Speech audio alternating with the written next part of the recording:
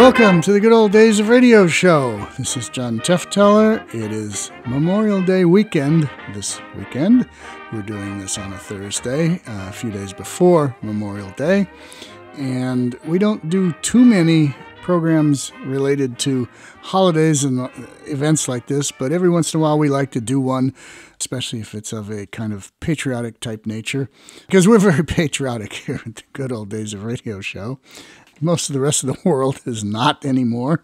Some still are, but it's getting scarce out there.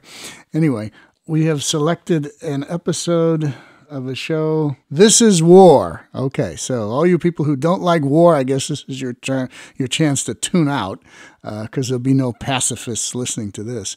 This is War, and it stars Jimmy Stewart, who I like and think always did a great performance everywhere.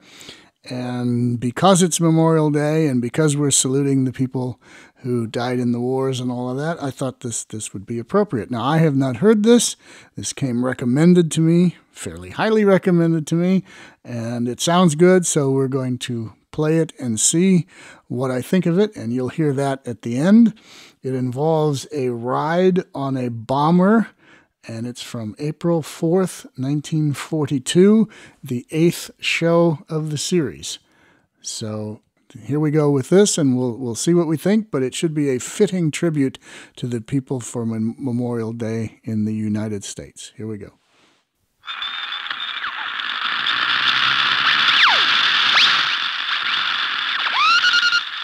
Roger, sail 2 from Dog William 7.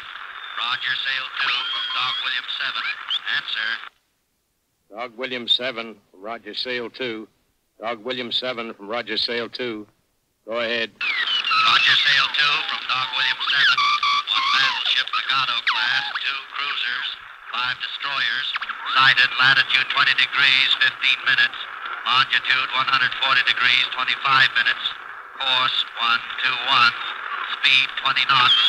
Scout planes observed clearing cruisers at 1350 and remaining in contact. And 5.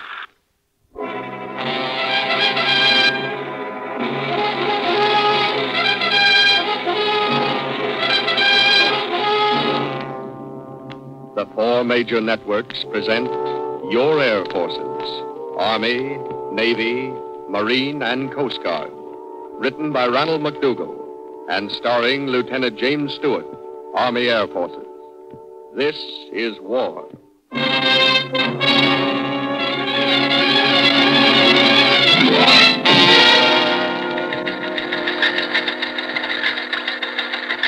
Hello. 15th Bombardment Groups on the alert. Bomb load, 1,100 pounders. Got that? Following report received from the clear. 1 battleship, Legato class, 2 cruisers, 5 destroyers. Sighted. And now it begins. The picture begins to focus. The clay takes shape. A girl in an ex-linoleum factory in Pittsburgh loaded the bomb that'll do the job. A bookkeeper in Milwaukee with 2 children exaggerated his income on his tax return so he could pay his share in the plane. A woman in Saugatuck, Michigan had a son 23 years ago, and so there's someone to fly the bomber. Yeah? Yep, this picture begins to take Hello, give me weather service. Hello, bombardment call. Hello, chart room. Get me all available charts in the area, DOL. Yeah, now it begins. All the intricate procedures of putting a hole in an enemy battleship large enough to let water in faster than it can be pumped out. It's not easy, this. Enemy ships aren't made into parking lots for seaweed by the efforts of only 1 man, 1,000 men, 1,000 men. It takes the mass efforts of 135 million people to sink enemy ships, destroy enemy troops, obliterate the enemy himself. It takes kids saving pennies for defense stamps. It takes all kinds of work from all kinds of people.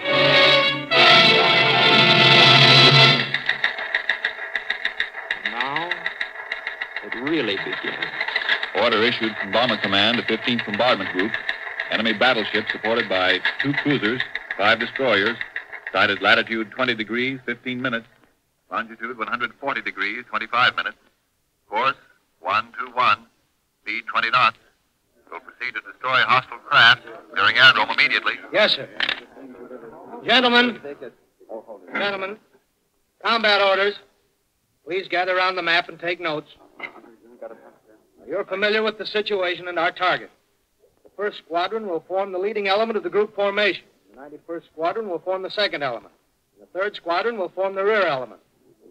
Group assembly will be over H at 5,000 feet. Wedge formation at 1430. They know all this already, these pilots, bombardiers, navigators, radio men, gunners. They've been on the alert. They've been sitting around all morning waiting for just this kind of a target. Their bomb racks are already loaded with 1,100-pounders. The ground crews have already warmed up the motors. But these men must work as a team. And this is their skull practice. Enemy ships aren't knocked off by the pilot who flies the plane or the navigator who guides it or the radio man or the gunners or even the bombardier who presses the button that drops the bomb. If the ship is sunk, it will be sunk by teamwork. The combined efforts of all 5 men who form the combat crew. Now let's hear from the weatherman. Each of you has our regular 6-hour forecast. You'll find it substantially correct. Upper air velocity is subject to change of course, but for the most part, you'll find conditions excellent. Right about this area here, you'll find plenty of low-hanging clouds, which should give you excellent cover. That's all for me. Well, fellas, we got a nice one. Let's make the most of it. We're carrying 1,100-pounders, and this target requires precision bombing. No trailing them out like confetti, please. Now, when you reach the objective, pick out your target and let them have it. Then scram the hell out of there. It's now 14:12. Check your watches. Now, if there are no further questions, then that's all. Let's go. Hey, Al. Yeah. That's all he said. But there's more to it. Much more. The military pilot's supposed to be kind of glamorous. Well, the good ones aren't. This is a business with them. They don't think much about killing or being killed. It's like this. They have a plane to fly, an objective to destroy. They either destroy it or get destroyed. Well, that sounds simple. But the mathematical science of busting things is a process that would give Einstein a headache. Now let's see how this business of flying is built up into a going concern. Well, first of all, you get the men. Best men that the country has, and you got a lot of them. They're citizens, ordinary guys in ordinary times. But this is war. They're taking on new responsibilities. All will raise their right hands and swear after me. I do solemnly swear. That I will support and defend. The Constitution of the United States. Against all enemies, foreign and domestic. And I will bear true faith They're and sworn allegiance in. to the same. It's a pretty inspiring ceremony. It's sort of like getting married. You're nervous and your hands sweat and you wonder if you're good enough. Yeah, it's sort of like getting married. There isn't any honeymoon. Oh, no, it's just work. 10 hours a day, 6 days a week. And on Sundays you go to chapel and then back to the barracks and study some more. On which I am about to enter. So help me God. Ah, it's a couple of weeks before you even get a chance to climb into a plane. You learn the customs and procedures of command, the traditions of the service, and then one day you walk out on the field with your heart in your hand and climb into a yellow trainer that flies 80 miles an hour. Well, now, that's pretty fast at first, but after a couple of days, it feels like you're flying your front porch. And then you get instrument flying. And then one day you climb into a basic trainer, 140 miles an hour. Well, you're getting up there. Then after that, you go to advanced, and then you specialize. Pursuit, attack bomber, heavy bomber service, or whatever you're best fitted for. And that's only the beginning. Now you've got to learn to work as one man on a team. And you meet your teammates. They've been going to school, too. Other parts of the country, probably. And they've been learning things, too. Well, let's say, Bombardier Smith. Oh, what are the duties of a bombardier? The aviation cadet who is trained as a bombardier will study the theory and practice of bombing. Well, for instance. In bombing, trail is the horizontal difference in distance between the theoretical vacuum trajectory and the actual trajectory, while cross trail is a component of this difference due to the magnitude and direction of the wind. Ah, take your word for it. Now, bomber pilot Smith, what are your duties? A pilot must be taught to handle a large 2- and 4-motored bombing plane. The training of the bomber pilot is very specialized. He must be able to know and use the 100 or more flying instruments of a modern bomber. Well, I should think so, but why? It's the pilot's task to conduct the bombing plane in such a way that the bombardier will be able to use his bombs with maximum effectiveness against the military objective. Uh-huh. Now, how about the navigator? What are your duties, Navigator Smith? Well, the navigator of the bombing plane must guide the pilot in determining the location of the plane and the direction in which it should fly to reach a certain objective. Uh-huh. What about the radio man, Smith? I keep in constant touch with the aerodrome for further weather reports and orders. Also, it is my duty to operate as a machine gunner during combat with pursuit ships. Uh-huh. How about you? What are your duties, Rear Gunner Smith? Just sit in a fishbowl and try to keep awake. Well, I don't imagine you have much trouble the way you get bounced around back there. Okay. Now, that's the crew of a medium bomber.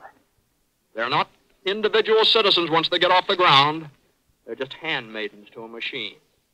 A team. And now they climb into their plane. You know, there's something awful quiet about the inside of a big plane parked on the ground. The members of the crew take their stations quietly, methodically. The pilot and the co-pilot squirm down into their seats side by side at pretty close quarters. Well, of course, you know these things aren't built for comfort. They fasten their safety belts. And then their hands start moving around to switches. Dozens of switches, and they know exactly where they all are. They can pick them out blindfolded. There goes the master switch. Now, there goes one of the generators. And now the pilot starts checking. Check cross-feed on fuel tanks, wing tanks, both armed. Okay. Mixture control, full rich, right. Props, high pitch. Carburetor heat, full cold. Right. Check the radio. Control from William Dog 7. Radio check. Go ahead. William Dog 7 from control. Frequency and modulation okay. Now, the pilot's checking again. Checks hydraulic pressure. Check, check, check, and recheck. You know, this is no box kite these fellas are taking up into the air. This is a complicated engineering miracle with a ton of TNT in its belly. One mistake's just one too many. All right, now the co-pilot's building up pressure with the wobble pump. Now he's priming the engine. The pilot's hand goes up to the starter switch. Clear! Clear! There she is. Not very quiet now. And that's just half of it. There's another 1,500 horsepower sticking out of the other wing. There she goes. Now the radio again. Control from William Dog 7. Ready to taxi out and take off. Go ahead. William Dog 7 from control. You are cleared to taxi out and take off north-south runway. And now the big thing sort of crawls out over the rough ground. In the transparent nose, the bombardier is uncovering the bomb site. The radio man's checking the bomber's telephone system. In the rear turret, the gunner's settling down behind his machine gun. This is business. You know, there's a lot of stuff has gone into this plane. 3 or 4 tons of aluminum, 30,000 parts, a couple of 100,000 rivets, and a lot of work by a lot of people. And not to mention money. Well, these bombers cost what is known as a pretty penny. A lot of people had to stay up late nights around March 15th, sweating all the while so this bomber could be built. So it could taxi out the runway that leads to a rendezvous with the enemy. A lot of brains are represented in this bomber, too. The design engineers and the stress engineers and the inventors of the self-sealing gas tanks and the bomb sights and the bomb releases. A lot of brains, a lot of labor's there, hard labor, day and night. A lot of courage in the background, too. The manufacturer stuck his business neck out a mile by designing and building this kind of plane before anybody wanted it. And the test pilot who worked out the bugs with his life as a down payment on mistakes. Yeah, there's a lot of stuff in this plane, and it all means something. It all starts to add up when the plane takes off.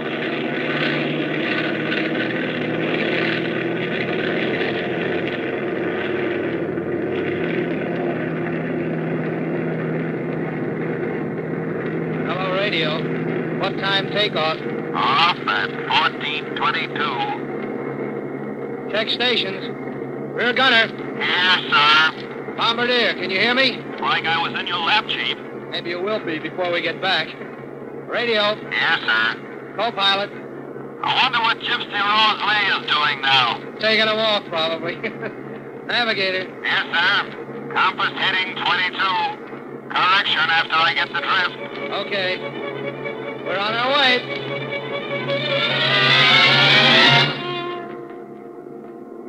Yeah, they're on the way.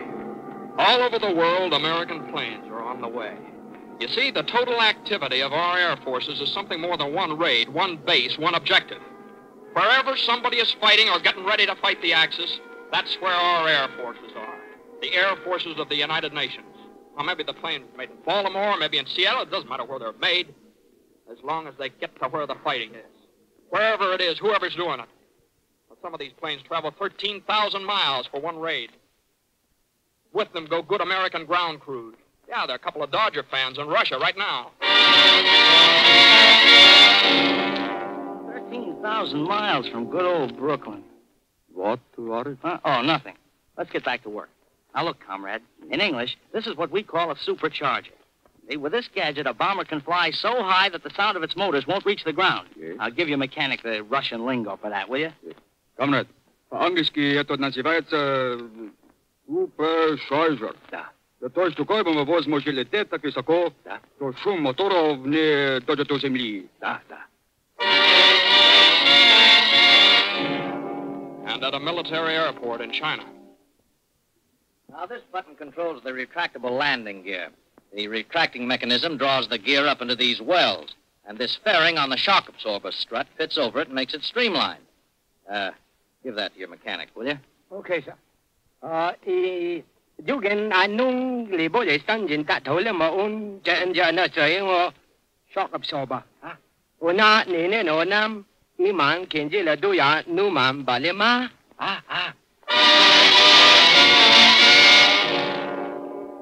And with the British in Libya. This gadget is for full feathering of the propellers. This is a recent improvement on the constant speed and controllable pitch propeller, making it possible to lessen the drag in case of motor failure. I say, that is neat. Absolutely uncanny. Yeah. Yeah. You said it. Uncanny. All over the world, American planes are carrying the fight to the enemy. And with them are American crews to assemble the planes and instruct foreign crews in their operation. In China, Libya, Russia, Iceland, Newfoundland, Australia. Wherever the fighting is, we send the men and the machines to do it. And it takes time, takes planning, takes a lot of help from home. Not somebody to yelp, Why don't we do something? but somebody to help. Now, you take the airplane industry, for instance. A few years ago, there wasn't much of it. A few planes for the airlines here and there. Some attempts to make a cheap mass-production flivver plane.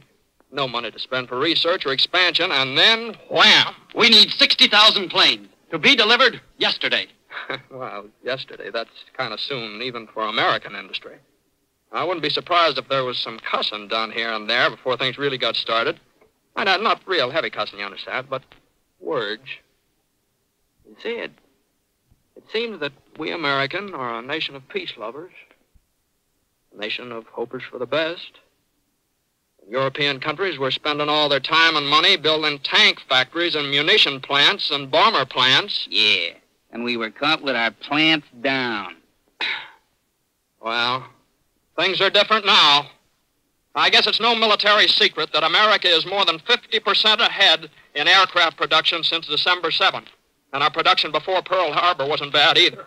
All over the country, aircraft factories are really putting on the heat there.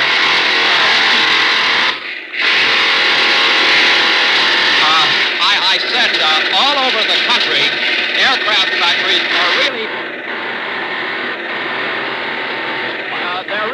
they're busy. A lot of work goes into an airplane. Must be close to 100,000 rivets in one plane. 200,000. Oh, that's so, 200,000. Yeah.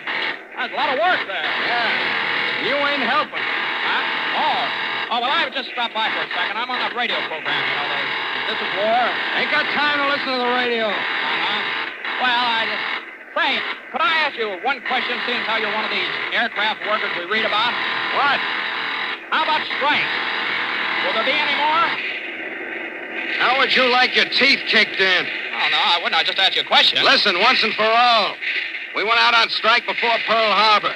Maybe after the war's over, we'll go out on strike again. But until it's over, the only thing on my mind is keeping this riveting machine hot enough to light a cigar off of. Okay? Okay, that's all I wanted to know.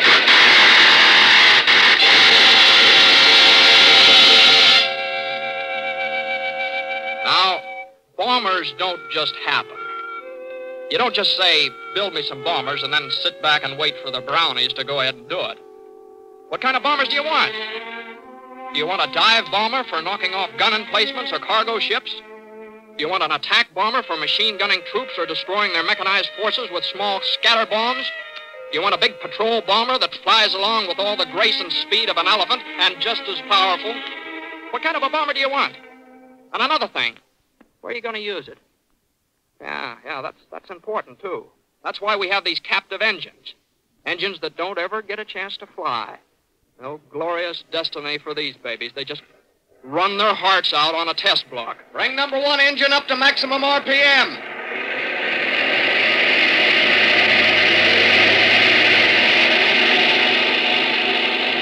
A few years ago, an airplane engine like this is it's kind of impossible. People thought we might have some someday, maybe 20 years or so, maybe more. Yeah, now they're turning them out as fast as they used to turn out automobiles. 1,500 horsepower, 1,850 horsepower, 2,000 horsepower. They're making them like they make hotcakes. We'll now test for sub-zero horsepower. Turn on the refrigerators and bring the temperature down to 40 below zero. Gets kind of cold in Norway, in Iceland and Russia. Some of these motors will be going there. They'll have to be built for the weather conditions they're going to fight in. Which reminds me of something the Nazis say. They say they're planning to build an airplane engine that'll develop 2,500 horsepower. That's a lot of horse. The Nazis also say that the new order will bring sweetness and light to Europe. Yeah, like the sweetness and light it brought to Poland and a couple of other places. Any other place they haven't to visit, as a matter of fact. But never mind that. We're talking about horsepower now. And this is what we can say in the United States. There's no other country in the world that can build 2,500 horsepower motors for airplanes except us. And there's no other country that can build 2,000 horsepower airplane engines in mass production the way we're building them right along.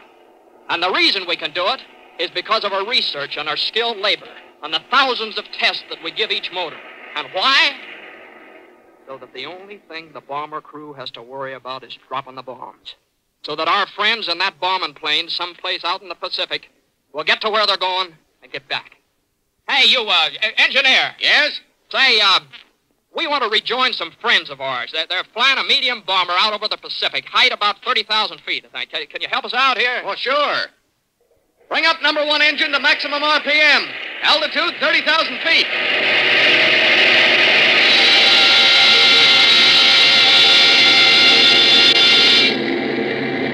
Yeah, there's the blue Pacific. Well, it's not going to be so Pacific in a few minutes. And there's our bomber. Takes a lot of stuff to build a bomber like this one. A lot more than just metal and wood and fabric. There's sweat involved and tears. Men giving up some of their rights. Business giving up profits. Who wants to make profit on blood? Women crying. Yeah, there's a lot of stuff in a bomber like this one. Enough stuff to make it a match for the armor plate on a 35,000-ton enemy battleship. It'll do. It's a good plane, and there are good men at the controls. They're getting sort of restless now, maybe a little nervous. They squirm down into their seats. Their behinds reaching for solidity against the concussion of anti-aircraft. The rear gunner licks his lips and fingers the triggers of his machine guns. He wonders if he's going to be sick this time. The navigator puts away his calibers and slide rule and takes his station at the turret gun. Bombardier checks his sights. Getting close to their objective now.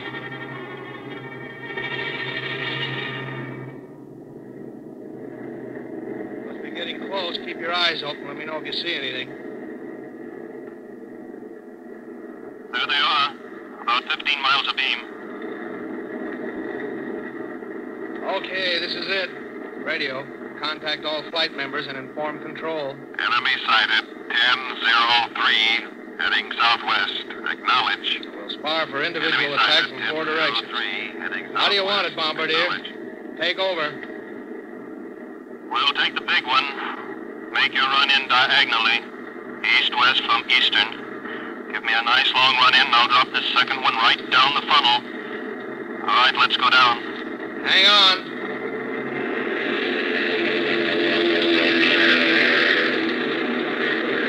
That'll do it. Bomb doors open. Bomb bay open. Check instruments.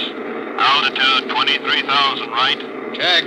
Speed 205. Check. She's all yours. It's coming now. This is the moment. A split second of time that represents all the war effort of the United States. Left 1, 30 degrees. This is why you have to sweat around March 15th. This is why you've got to shower down the cash. Level off. This is why you save up pennies to buy defense stamps. This is why you walk to work instead of riding in your car. 5 right. This is why you women buy sugar 2 pounds at a time. This is why there can't be any more strikes until it's over. This is where your profits go, businessman. 135 million people are riding on this bomber. Their honor and their future is cargo. And it's their might that helps the pilot hold it steady against anti-aircraft fire. It's their power that pushes the bombardier's thumb down on the button that releases the bomb.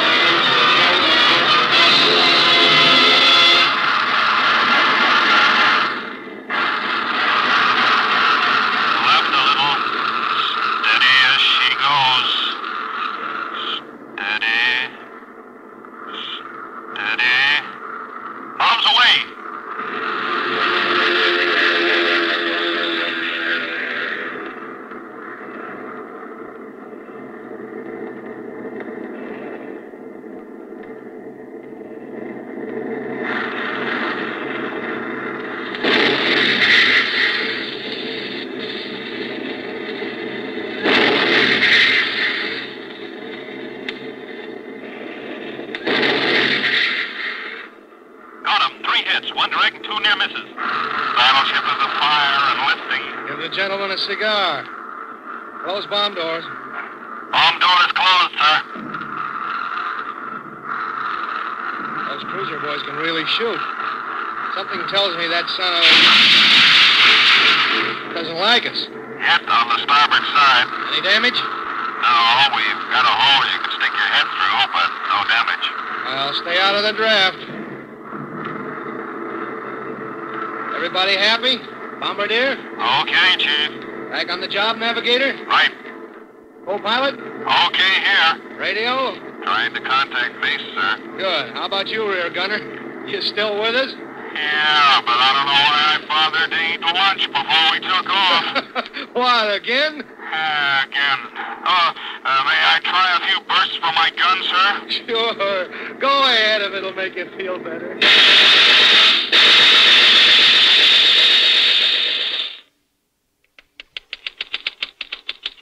Operational for tomorrow.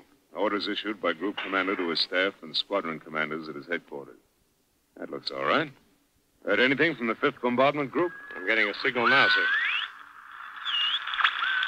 Roger, sail 2 from William Dog 7. Roger, sail 2 from William Dog 7. Knowledge. William Dog 7, Roger, sail 2. William Dog 7, Roger, sail 2. Go ahead. Enemy craft contacted 1455. Enemy craft contacted 1455. Target destroyed.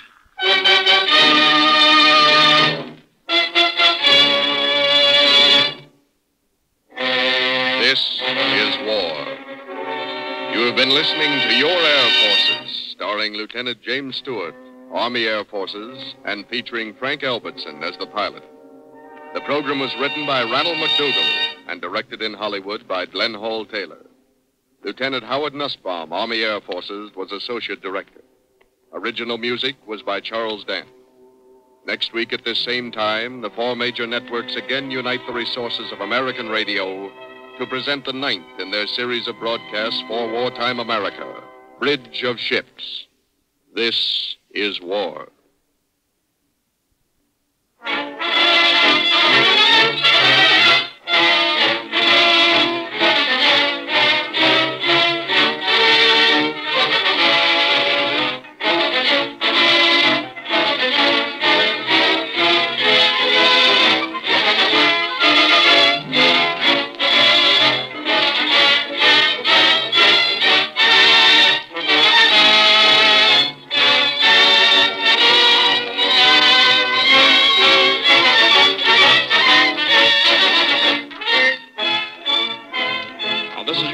Force, and it's really yours, you know. Now, the day after tomorrow is Army Day. Airfields other than those in strategic military areas will be open tomorrow and the next day. Now, why don't you visit your Air Forces and get acquainted with the men and the machines that make the Air Force what it is? Well, I'll be seeing you. And keep 'em flying.